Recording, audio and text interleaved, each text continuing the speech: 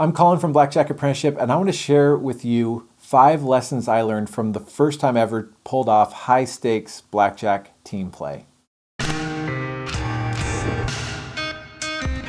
So I recently just did some consulting with a blackjack team, and they were doing some team play that involved, signals and spotters and big players and all that stuff. And it reminded me of the first big trip I went on. So when I started out as a card counter, I had a few $1,000s. I started playing, actually $2,000 I started playing, and then I teamed up with 2 other guys, and the 3 of us grew our first bankroll of $11,000 up to about $100,000 in the first, it was about 4 or 5 months. Around that time, we met another card counter, I'll call him Sammy, and he also had about $100,000, and we threw our money together. We now had a $200,000 bankroll. Since we had extra money, we thought, let's go to a higher limit casino. It was like a 6-hour drive away, and we had big aspirations of doing what we've been doing on smaller stakes at a much higher stake. And this involved spotters signaling to the big player. The spotters were betting small, and we'd have signals for the big player to come over and bet big and all this stuff. Within the first few hours, we were down $40,000. So the first valuable lesson this team play thing taught me is that adjusting to new limits in a casino can be an absolute gut check. We were used to much lower limits, and so the swings, the wins and losses, would be a lot smaller. And so I would say if you can't handle the swings, do not play the higher limits. And I don't mean if you can't financially handle it. That matters too. But I mean if you emotionally can't handle the swings, don't do it.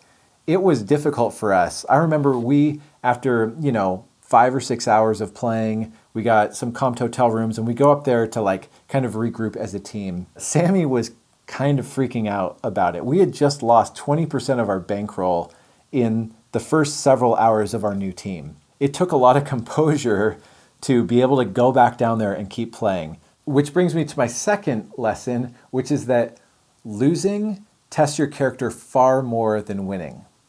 So up to this point in my blackjack career, our team collectively hadn't really had any big losing streaks. We as individuals, maybe 1 or 2 guys are winning and 1 guy's losing, or 1 guy's winning, 2 guys are losing, but we hadn't as a team had a big loss. Then we throw together this, huge bankroll. For us, $200,000 at the time was a huge bankroll, and we lose 40 grand. We had all sorts of things we had to work through as a team to make sure that we had what it takes to go back out there, to have the resilience to keep firing those bets out there, as Tommy Highland puts it. It's a lot harder to stay together as a team when you're losing than when you're winning. When I ran blackjack teams, I ran one team that was called the church team that we had as big as over $1 million bankroll. Over the duration of the team, we won over $3 million. And my job helping manage the team was to prepare for worst case scenario. You don't have to really prepare for when the team's winning.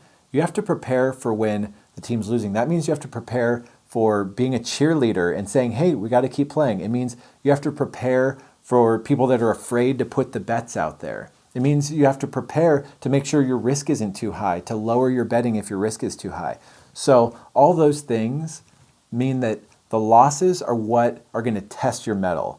You're going to find out if you have what it takes to be a card counter from those losing streaks. Fortunately, we had what it took to battle out of it, but it's really important to know, are you going to be able to handle it when you're losing?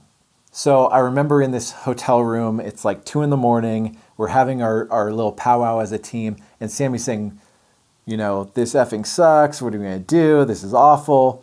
And I really hadn't had a big losing streak before. We had been just winning probably more than we should have been for a few months.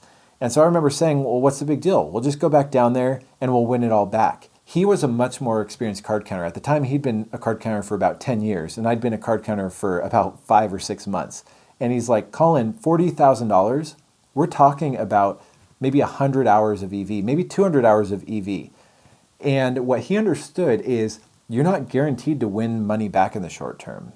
All you can really do as a card counter is keep generating EV. You don't know if you're going to win it back today, tomorrow, next month, or the month after that. So what Sammy understood is that we'd lost maybe 100 hours worth of EV in a very short period of time, and that it could take us a month or two to win that back, but we went back down to the casino floor, we kept playing, we kept generating EV. So the fourth lesson it taught me was that before you try team play at large stakes, make sure you've practiced it at smaller stakes.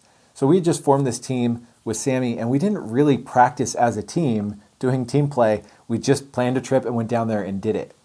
And I guarantee you there were some mistakes, some miscommunications that happened because we weren't experienced playing together as a team. Does the BP see your signals and understand them? Are you passing the count in a clear way to him? Any of these things, you want to make those mistakes at low stakes, not just go into the casino with your full bankroll when you haven't practiced this stuff together. So the final lesson this first team play taught me is to not do anything drastic. So one player on the team, when we're not winning, we called him the renegade because we had this plan with 3 spotters betting small and 1 big player, but when we weren't winning, he just couldn't help himself. He starts betting, going from $25 to 2 spots of 1,000 when he's supposed to be the spotter. So we said he's going renegade on us. And I think there was sort of this, I got to do something because we're not winning. But the reality is, when you're losing as a card counter, it actually is the math working itself out. It feels like the math is only working when you're winning, but the reality is, as a card counter, you have wins and you have losses. And you can't predict when they will happen, but you can predict both are going to happen in your career. And the best thing I could tell you is to stay the course. Don't start over betting. Don't start under betting. Keep doing what you're doing and let the math work itself out. So what happened on the end of this trip? Well, we played pretty much all night. We slept for a couple hours, got up and played all the next day. And fortunately, we won pretty much all of our money back. And it was the beginning of this earlier team winning about $500,000 over the next year and a half, which was the precursor to the church team that then won another $3.2 million. So, don't do something drastic. Stay the course. The math will work out. The odds are in your favor. Keep doing it and you will make the money.